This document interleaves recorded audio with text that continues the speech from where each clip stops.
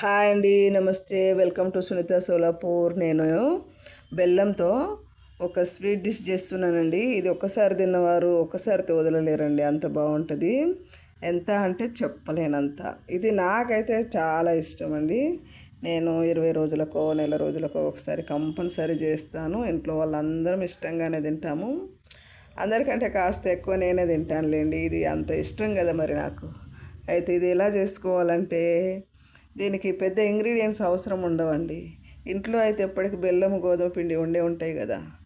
ఎక్స్ట్రాగా కాస్త ఎండు కొబ్బరి, సోంపు ఉంటుంది కదా, మనము పాన్లలో వాడుతాం కదా, స్వీట్ పాన్లలో సోంపు కానీ డ్రై ఫ్రూట్స్ నెయ్యి ఉంటే సరిపోదండి.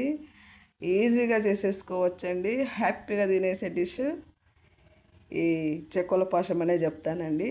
అంత ఇష్టము. ఫస్ట్ టైం మన వీడియో చూసేవారు సబ్స్క్రైబ్ చేయండి.